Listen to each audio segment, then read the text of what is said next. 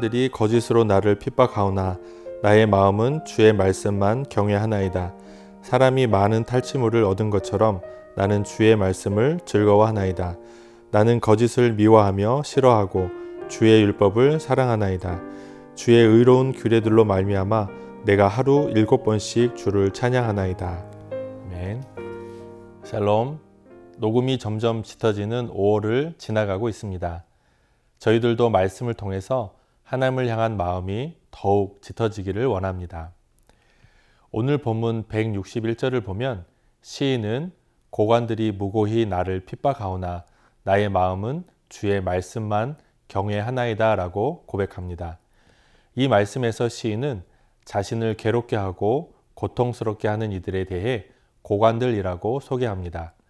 여기서 고관으로 불릴 수 있는 대상은 지파의 지도자, 군사 지휘자, 왕에 예속된 통치자들과 관리 등이 포함됩니다.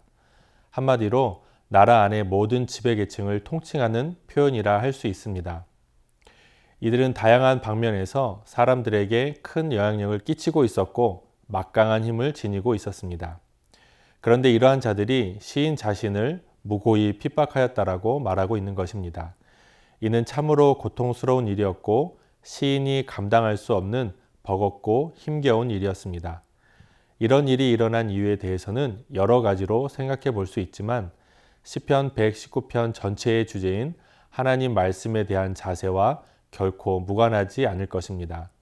즉 시인을 박해하는 고관들은 하나님이 가르치신 말씀에 도해서 어긋난 삶을 살고 자신의 권세를 남용하여 유익을 삼으려 하는 데 반해서 시인은 하나님의 말씀을 사랑하고 그 말씀대로 행하고자 하는 사람이었을 것입니다. 아마도 이들은 시인을 회유시켜 자신들의 악행에 동조해 줄 것을 권하거나 자신들이 저지르는 일에 대해 방해가 되지 말아야 할 것을 경고하기도 하였을 것입니다. 또 심지어는 오늘 말씀에 나오는 것처럼 무고히 그를 핍박하고 공격하기도 하였을 것입니다. 그러나 이에 대한 시인의 반응을 보십시오. 나의 마음은 주의 말씀만 경외하나이다. 무엇을 말해주는 것입니까? 자신은 악한 고관들의 회유와 경고, 그들이 자신에게 주는 핍박을 결코 두려워하지 않을 것이며 오로지 하나님과 그의 말씀만 두려워하고 경외하겠다라는 것입니다. 사도행전에서도 사도들은 이렇게 고백하고 있습니다. 하나님 앞에서 너희 말 듣는 것이 하나님 말씀 듣는 것보다 옳은가 판단하라. 사도들도 세상의 권세자들, 힘 있는 자들을 두려워하기보다 하나님을 두려워하였고 그들의 말보다 하나님의 입에서 나오는 말씀을 더 두려워하였습니다. 이러한 시인의 말씀에 대한 자세와 사도들의 단호한 자세는 모든 성도들이 결코 잊지 말아야 할 자세인 줄 믿습니다. 오로지 하나님을 두려워하고 그 말씀을 경외하는 참된 성도들의 삶을 살아가는 저와 사랑하는 모든 성도님들 되시기를 축복합니다. 이어지는 162절의 말씀을 보면 시인은 말씀에 대한 기쁨을 많은 탈취물을 얻은 것에 빗대어 묘사하고 있습니다. 여기서 탈취물은 전쟁에서 승리한 군사들이 얻게 되는 전리품을 의미합니다. 이는 동서고금을 막론한 전쟁 관행과 관련된 표현입니다. 대개 전쟁이 일어날 경우 승리한 나라의 군사들은 그 전쟁에서 수고한 대가로 탈취물을 얻었습니다. 오늘 시인이 이 같은 표현을 사용하고 있는 이유는 무엇이겠습니까? 그것은 그가 하나님의 말씀을 깨닫기 위해 마치 전쟁을 하는 것과 같은 분투를 하였기 때문입니다. 시인이 말씀을 지키고 그 말씀을 사랑하고 붙들고 깨닫는 과정은 결코 순탄하지 않았습니다. 온갖 대적들과 권세자들의 박해와 방해가 있었습니다. 자신이 지닌 연약함도 있었을 것입니다. 그가 말씀을 지켜 나가는 삶의 자리는 혹독한 전장 그 자체와 다를 바가 없었습니다. 그렇지만 끝내 하나님의 말씀을 붙들며 하나님 말씀을 지키고 순종하기 위해 목숨을 바쳤던 것입니다. 그리고 마침내 하나님 말씀을 몸소 지켰고 그 몸에 전율이 일어날 정도로 진실하고 온전한 하나님 말씀의 깊이를 생생하게 깨닫게 된 것입니다. 이로 인해 그는 자신이 얻은 기쁨을 승전한 군사들이 얻게 되는 전리품에 비유하고 있는 것입니다. 사랑하는 성도 여러분, 우리에게도 이러한 말씀에 대한 기쁨과 감격이 있습니까? 피 튀기는 전쟁터, 목숨을 내걸고 싸우는 전쟁터에서 적군을 두려워하는 자, 자기 고국을 아끼지 않고 자기 자신만을 생각하는 자는 결코 승리를 맛볼 수 없으며 그 전리품을 소유할 때 얻는 기쁨을 누릴 수도 없습니다. 오직 승리를 맛볼 수 있는 자, 전리품을 소유하며 기뻐하는 자는 어떤 위기가 닥친다 해도 아무리 대적들이 강하다 해도 두려움 없이 싸움에 임하는 자, 목숨을 내걸고 싸우는 자입니다. 그가 승리의 진정한 주역이며 최후의 전리품을 받아 누리며 기뻐할 수 있는 자입니다. 오늘 시인은 이 말씀을 통해 우리에게 도전하고 있습니다. 말씀이 주는 기쁨을 누리기 위해 얼마나 단호한 각오를 지니고 있는가, 또 말씀을 위해 목숨까지도 바쳐야 하는 영적 전쟁에 참여할 수 있는가. 피 튀기는 전장에서 온갖 대적들의 방해와 박해가 따른다 해도 말씀을 지키고 사수하기 위해 끝까지 싸우겠는가. 이 질문에 대해 단호히 그렇다라고 대답할 수 있는 저와 사랑하는 모든 성도님들이 되시기를 축복합니다.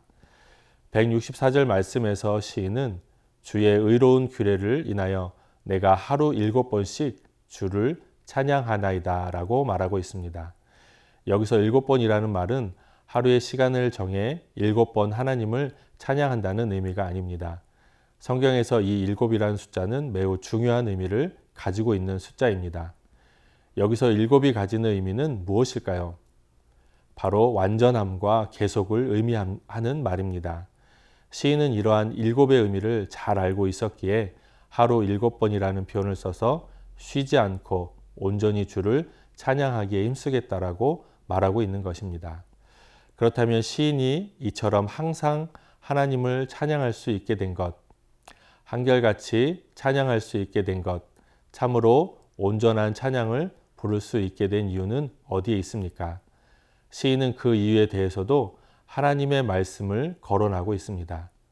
즉 하나님의 말씀 때문에, 하나님의 말씀이 의롭기 때문에 그처럼 열성적으로 찬양을 올린다라고 고백하는 것입니다. 사실 시인은 위기와 고난 중에 있었습니다. 그리고 주변에는 온갖 대적들, 자신보다 강한 자들로 인해 전장에서 언제 상대의 칼과 창이 날아들지 모를 심각한 어려움을 감내하고 있었습니다. 그러나 그의 입에서는 찬양이 끊이지 않았습니다. 매일 하루 7번씩 하나님을 찬양한다고 고백하고 있습니다. 어째서입니까? 바로 하나님 말씀 때문입니다. 그 말씀이 그에게 위로가 되며 힘이 되기 때문입니다. 그 말씀이 그에게 승리와 기쁨을 안겨줄 것이기 때문입니다. 그 말씀은 한결같이 신실하고 변함없기에 그 역시도 한결같은 자세로 하루 7번씩 온전한 심령으로 하나님을 찬양하고 하나님을 향해 기쁨과 감사와 영광의 노래를 변함없이 돌려드리고 있는 것입니다. 이렇게 시인이 노래한 이유는 상황이 좋아졌기 때문이 아니었습니다.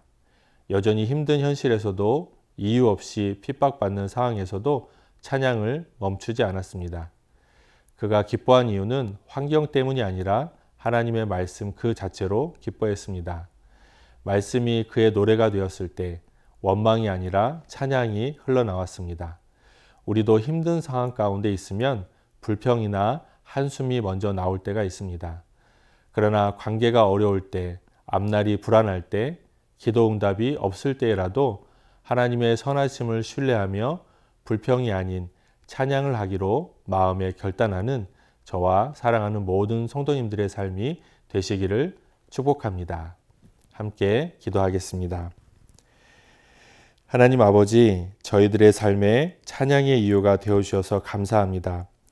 때로 우리들의 삶이 힘겹고 낙심이 되며 절망 가운데 불평이 쏟아져 나오기도 하고 한없이 마음이 무너져 내리기도 하지만 말씀을 통해서 힘을 얻게 하시고 소망을 붙들며 일어서게 하시는 하나님을 찬양합니다. 하나님의 말씀을 사랑하고 그 말씀대로 행하고자 하는 한 사람으로 용감하게 싸워나가게 하옵소서. 우리에게 승리를 주시는 예수님 이름으로 기도합니다. 아멘.